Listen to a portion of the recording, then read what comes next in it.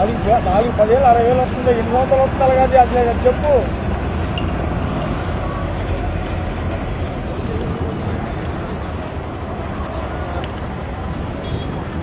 నీకు చెప్పిందినా నువ్వు నా కొడక. అది ఎన్ని సంవత్సరాలు రాశావు, ఎన్ని సంవత్సరాలు ఎంత చెప్పు నాకన్నా.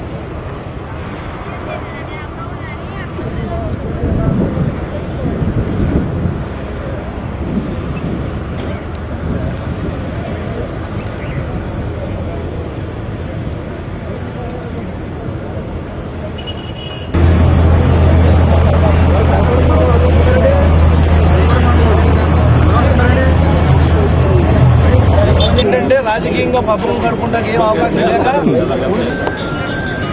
అనేక మంది మాట్లాడుతున్నారు. ఇది ఎన్నిసార్లు ఓపెన్ చేస్తారు ఏంటి అని. ప్రతి సంవత్సరం చేస్తాం, ఎందుకంటే ఇది ఒక సంబరం. ఇది రైతుల్లో ఒక ఆనందం. ఎందుకంటే అన్యాక్రాంతమైనటువంటి కృష్ణా డెల్టాని బ్రతికించడం కోసం ముఖ్యమంత్రి గారు చేసినటువంటి భగీరథ ప్రయత్నం ఇది. ఎన్నిసార్లైనా ఓపెన్ చేస్తాం. మీకు చూడటానికి చిరాకు అనిపిస్తే మీరు కళ్ళు మూసుకోండి. మీకు ప్రజల యొక్క అభివృద్ధిని మీరు ఆకాంక్షించలేకపోతే మీరు పడుకోండి ముసుగుదాన్ని. అంతే తప్ప ఇక నేను దోపిడీ చేయలా, దొంగతనాలు చేయలా, నీలాగా రాష్ట్రాన్ని సర్వనాశనం చేయలా. ఇది కేవలం అభివృద్ధి కోసం ప్రజల యొక్క జీవితాలతో ముడిపడి ఉన్నటువంటి సంఘటన. పోలవరం అయినా, పట్టిసీమైనా, కృష్ణా డెల్టాను కాపాడటమైనా ఇది ప్రభుత్వానికి ఒక చరిత్ర. ఈ రాష్ట్రంలో ఈ నీళ్లు ఇవ్వటం కానీ, తీసుకుంటాం కానీ, ఇలా చేయటం కానీ ఎప్పుడూ ఈ భారతదేశ చరిత్రలో జరగలేదు. ఆ ఉద్దేశంతో ఈ కార్యక్రమం పెట్టాం. ఎన్నిసార్లు మీరు చేస్తారంటే ఎన్నిసార్లైనా చేసుకుంటాం. మా ఆనందం, మా ఇష్టం, మా రైతుల యొక్క ఆకాంక్ష. ఈ రోజు నా నియోజకవర్గంలో 57,000 ఎకరాలు ఉంది కృష్ణా డెల్టా కింద. 57,000 ఎకరాలు, 24,000 ఎకరాలు ప్రభుత్వంతో సంబంధం లేకోకుండా ఆళ్ళుగాళ్ళు ఊడ్చుకుంటే నీళ్లు ఇచ్చినటువంటి సంఘటన మేము. ఆ 24,000 ఎకరాలు పండించాం మేము నీళ్లు ఇచ్చి. ఈ రోజున అనేక చేపల చెరువులు అన్యాక్రాంతంగా ఎండిపోయినాయి నీళ్ళు లేక. రైతాంగం నష్టపోయింది. లీజు తీసుకున్న వాళ్ళు ఆత్మహత్యలు చేసుకుంటున్నారు. ఇవన్నీ నీకు కానరావా? ఊరికినే జనంలో ఆందోళన క్రియేట్ చేయటం, రెచ్చగొట్టడం, అది రాజకీయంగా ఒక ప్రతిపక్ష నాయకుడిగా జగన్మోహన్ రెడ్డికి తగని విషయం. జగన్కి ఎంతో పలుకుతాం. నీరు కృష్ణకి పంపిస్తున్నాము. ఇది ఒక పండగ వాతావరణం. మన జిల్లాలో excess water already Godavari water ఈ పాటికే చాలా వాటర్ సముద్రంలో కలిసిపోతాం, అందరికీ తెలిసిన విషయమే. మరి రైతాంగం ఎక్కడా నష్టపోకూడదు, రైతులందరూ బాగోవాలి. అదే రకంగా ఏలూరు, దెందులూరుకు సంబంధించి కూడా మంచినీరు విషయంలో కూడా ఈ పక్క నుంచి గోదావరి వాటర్ మనకి పైనుంచి వచ్చే వాటర్ కలుషితంగా ఉంది. ఈ పక్క నుంచి కూడా తరలించుకుంటే మంచినీరు కూడా ఒక చెక్ డ్యామ్ కట్టుకుంటే మంచినీరు కూడా దెందులూరుకి, ఏలూరు కూడా వస్తుందని కూడా ఎవరో కలెక్టర్ గారితో, ముఖ్యమంత్రి గారితో కూడా చర్చించడం జరిగింది. ఇద్దరం కూడా అతి త్వరలోనే స్వచ్ఛమైన మంచినీరు కూడా గోదావరి వాటర్ స్ట్రైట్ గా మనం తీసుకుంటాం కూడా జరుగుతుందని చెప్పి కేబుల్ ద్వారా ప్రధానికాన్ని అందరూ కూడా తెలియజేస్తున్నా. వాళ్ళు మంచి ఉంటే చేయొచ్చు, తప్పలేదు గౌరవ ప్రతిపక్ష నాయకులు కూడా.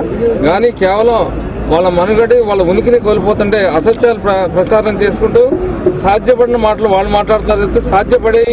సాధ్యం కానన్నటువంటి పనులు మేము చేసి చూపెడతాం ఆచరణలో. రైతులకు రుణమాఫీ కాదన్నారు, ఆచరణలో చేసి చూపెడుతున్నాం. అదే రకంగా పట్టిసీమ అవ్వదు, నీరు రాదు, అసత్య ప్రచారాలు చేసుకుంటూ కాలం పబ్బం గడుపుతుంది. అదే రకంగా పెన్షన్లు ఇవన్నీ ఏదైతే వాగ్దానాలు చేసినా ఒక్కొక్కటి చేసుకుంటా మేము పోతున్నాం. ఒకవేళ ఏదైనా పని చేయలేకపోతే ఎందుకు చేయలేకపోతే ఎప్పుడు చేస్తున్నాం, ఇవన్నీ కూడా స్పష్టంగా ప్రజానీకానికి ఒక జవాబుదారితనంగా ఈ ప్రభుత్వం పనిచేస్తుంది. భవిష్యత్తులో కూడా ఇదే రకంగా పనిచేస్తుందని కూడా అన్ని రకాల ప్రజలకు కూడా తెలియజేయడం జరుగుతుంది. ముఖ్యంగా ఒక పండుగ దినం, ఈ పండుగ దినాన్ని ప్రజలు సెలబ్రేట్ చేసుకునేటువంటి సమయంలో అసత్య ప్రచారాలు మానుకోవాలని చెప్పేసి ప్రతిపక్ష నాయకుడికి సలహా ఇస్తున్నాయి.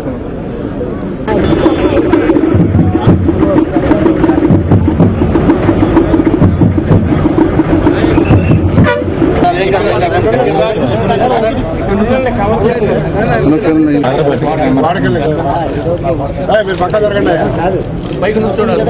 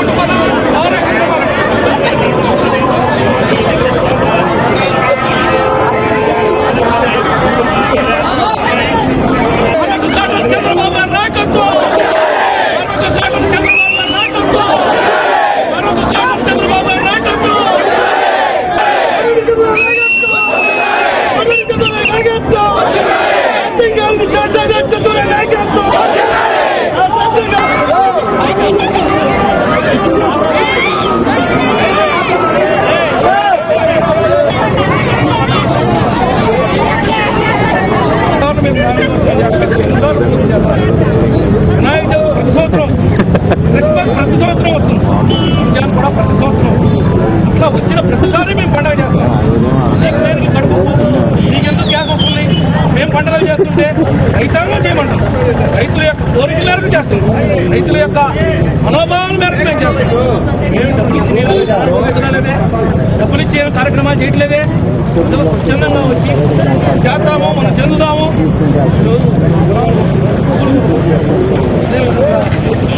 మరి పురోహితం తీసుకొచ్చారు. ఎవరు తీసుకొచ్చారు? రైతాంగం ఏర్పాటు చేశారు. రైతాంగం పిలిస్తే మేము గెస్టులాగా వచ్చాం.